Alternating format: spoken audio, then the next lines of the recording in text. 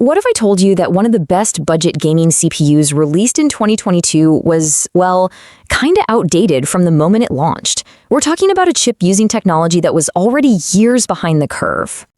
So you gotta ask, right? Why would a company even make a chip like that? And more importantly, why might it actually be a secret weapon for anyone building a PC on a budget?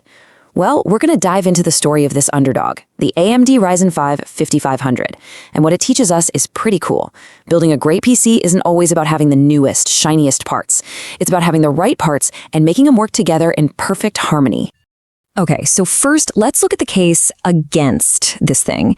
Because honestly, when you look at the specs for a 2022 chip, they are genuinely confusing. It really did feel like a component that had time traveled from a few years in the past. To put this in perspective, just look at PCIe. Think of it as the information superhighway between your CPU and your graphics card. By the time the CPU launched in 2022 using the PCIe 3.0 standard, the industry was already deep into PCIe 4.0, and it was even rolling out PCIe 5.0. It was literally 2 full generations behind right out of the gate. And it wasn't just PCIe. It was the same story with RAM. It was stuck supporting older DDR4 memory when everyone was getting excited about the speed of new DDR5. This meant it was kind of handicapped from the start. It couldn't talk to the fastest new graphics cards or the newest RAM at their full speed. That's a bottleneck just waiting to happen. Yeah, this quote from a reviewer back then just hits the nail on the head. A CPU that I don't know who the manufacturer made it for in 2022.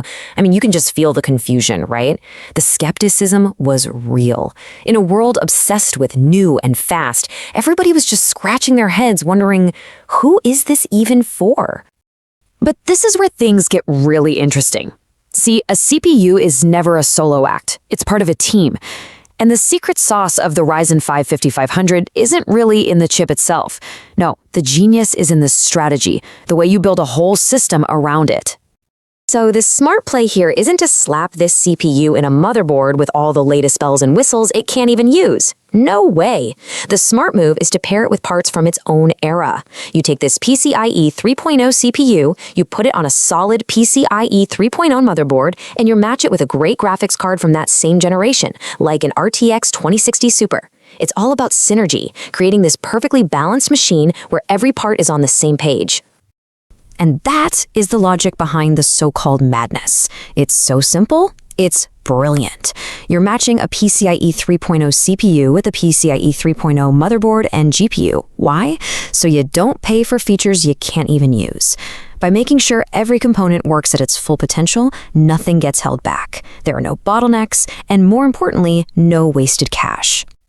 Okay, so on paper, the theory makes a ton of sense. Build for balance, not for buzzwords. But the real question is, how does this thing actually perform? Let's throw it into the gauntlet and see how this build handles some seriously demanding modern games.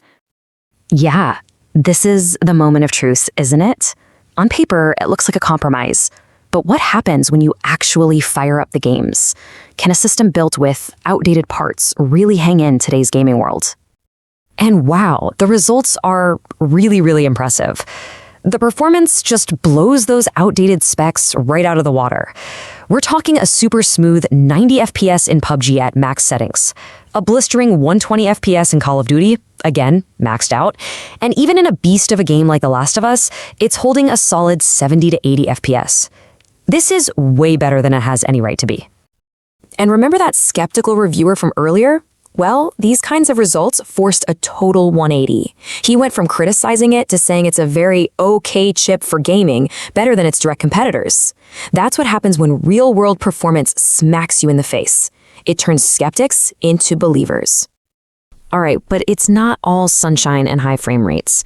This amazing performance comes at a cost, and that cost is heat. Pushing it hard in a game like The Last of Us, this thing gets toasty. We're talking 81 degrees Celsius. So there's the trade-off. This CPU runs hot. Even with a decent aftermarket cooler, it's working hard. What this means for you, if you're building with it, is that you have to plan for cooling. The little cooler that comes in the box? Nope, not going to cut it for serious gaming. You absolutely have to factor in the cost of a better cooler to manage those temps. So where does that leave us? We've seen the bad specs, the clever build philosophy, and the surprisingly awesome performance. What's the final verdict on this flawed champion? Well, let's put it up against its main rival at the same price point, the Intel Core i3-12100F. Now, the Intel chip is technically newer. It's got that PCIe 4.0 and 5.0 support, but look at the cores. The Ryzen gives you 6 cores and 12 threads versus the i3's 4 cores and 8 threads. For modern games and multitasking, that's a huge deal. It just offers more raw horsepower for the money, making it an incredible value if you're prepared to cool it properly. All right, so if you're going to take away 3 things from all this, let them be these. 1. Judge a component on its actual performance, not just the numbers on a spec sheet. 2. System balance is king. It's the key to getting the most bang for your buck. And 3. Always, always be aware of the hidden costs, like needing a beefier cooler to get the job done. And all of this kind of leaves you with a really interesting question, doesn't it? In a world that's always chasing the next big upgrade, maybe the smartest choice isn't what's newest, but what's most balanced. It's a great reminder that sometimes amazing value can be found by looking just a little behind the curve.